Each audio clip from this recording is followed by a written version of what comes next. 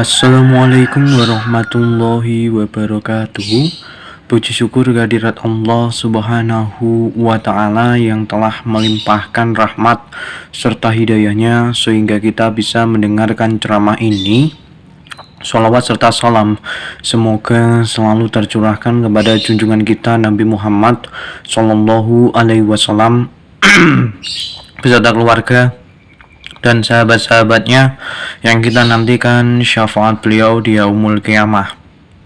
Hari ini saya akan memberikan ceramah yang berjudul Menjaga Cahaya Ramadan di Bulan Syawal. Ramadan telah usai. Sebulan penuh kita menempa diri, menahan lapar dan dahaga, serta meningkatkan intensitas ibadah yang kita lakukan. Kita juga merasakan betapa dekatnya diri kita dengan Allah Subhanahu wa ta'ala. Pertanyaannya adalah, setelah Syawal tiba dan Idul Fitri terlewati, kemanakah perginya ibadah yang kita lakukan selama ini? Kata Syawal secara bahasa bermakna peningkatan atau naik. Oleh karena itu, bulan Syawal seharusnya bukan menjadi bulan penurunan. Bukan merupakan menjadi bulan penurunan kualitas ibadah, melainkan adalah bulan peningkatan kualitas diri. Meningkatkan kualitas diri dalam hal menjalankan ibadah, menerapkan prinsip-prinsip daripada apa yang telah kita lakukan selama bulan Ramadan kemarin, dan juga meningkatkan amal yang kita lakukan dalam perbuatan sehari-hari. Allah Subhanahu wa ta'ala berfirman dalam Quran surat Al-Hijr ayat ke-99 yang artinya, dan sembahlah Tuhanmu sampai yakin ajal datang kepadamu. Artinya adalah kita dituntut untuk menyembah Allah sampai yakin ajal datang menjemput kita. Hal ini sangat ditekankan dalam rangka untuk memperkuat iman kita kepada Allah Subhanahu wa ta'ala. Bulan Syawal juga menjadi peringatan bagi kita untuk senantiasa meningkatkan takwa kita kepada Allah Subhanahu wa ta'ala, dan juga menerapkan prinsip-prinsip yang ada di bulan Ramadan agar selalu kita tingkatkan.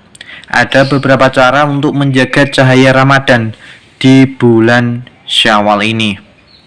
Yang pertama adalah melanjutkan puasa sunnah Syawal. Rasulullah pernah bersabda, barang siapa yang berpuasa Ramadan kemudian berpuasa 6 hari di bulan Syawal, maka baginya ganjaran puasa selama setahun penuh. Hadis riwayat Muslim. Puasa Syawal, puasa sunnah 6 hari di bulan Syawal merupakan puasa yang disarankan atau dianjurkan oleh Rasulullah dan bisa menghapus dosa kita selama setahun kemarin, setahun penuh. Ketika kita menjalankan puasa sunnah di bulan Syawal ini adalah konsistensi dalam hal menjaga ibadah kita kepada Allah Subhanahu wa ta'ala, dan ini juga dikuatkan dari hadis riwayat Muslim yang sudah saya bacakan tadi. Kemudian poin yang kedua, menjaga ibadah wajib dan sunnah. Menjaga ibadah wajib ini merupakan peran penting bagi kita sebagai umat muslim. Bukan hanya soal sholat 5 waktu, akan tetapi tentang ibadah-ibadah wajib seperti zakat, puasa Ramadan yang telah kita lakukan kemarin, dan juga ibadah-ibadah sunnah yang menjadi pelengkap daripada ibadah wajib yang kita lakukan tersebut. Di bulan Syawal ini kita juga harus bisa menerapkan atau mengimplementasikan daripada apa yang kita lakukan selama bulan puasa, yaitu tentang meningkatkan bacaan Al-Quran kita. Jangan sampai kita setengah-setengah dalam membaca Al-Quran. Jangan setengah-setengah dalam menerapkan isi yang terkandung di dalam Al-Quran yang kita baca. Justru kita harus meningkatkan daripada apa yang kita ketahui dan apa yang kita rasakan. Mulailah dengan hal-hal kecil, one day, one ayat. Satu hari satu ayat, terus menerus nanti akan meningkat dengan sendirinya. Dan nanti kita akan merasakan nikmatnya menjalankan ibadah dengan hati yang ikhlas, hati yang penuh dengan kegembiraan, agar Allah senantiasa meridhoi apa yang kita lakukan. Kemudian poin yang ketiga yaitu melanjutkan akhlakul karimah, di mana Ramadan mendidik kita untuk menahan lisan dari ghibah dan menjaga hati dari penyakit. Mulutmu harimaumu, istilah ini sangat relevan di zaman sekarang ini. Banyak orang yang secara sadar mengejek orang lain, membicarakan keburukan orang lain tanpa disadari. Dan hal ini jelas dilarang oleh Allah Subhanahu wa taala. Kita sebagai umat muslim janganlah seperti itu.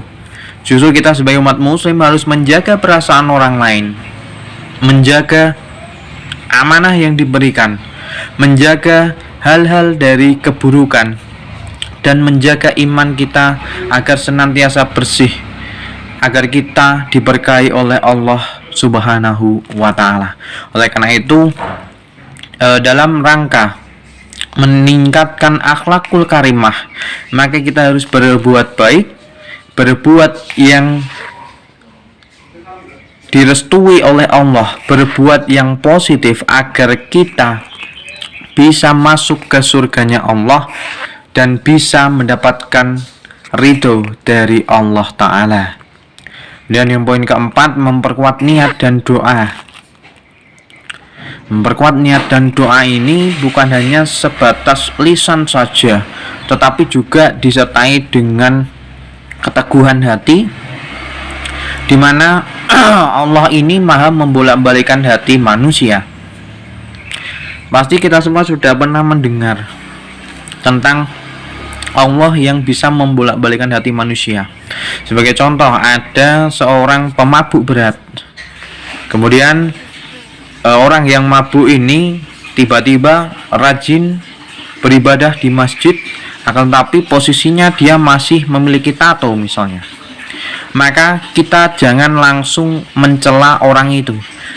Kita harus bisa merangkul, kita harus bisa mengajak dalam hal kebaikan agar si pemabuk ini bisa bertobat dan bisa kembali ke jalannya Allah Subhanahu wa taala, jalan yang diridhoi dan jalan yang penuh keberkahan.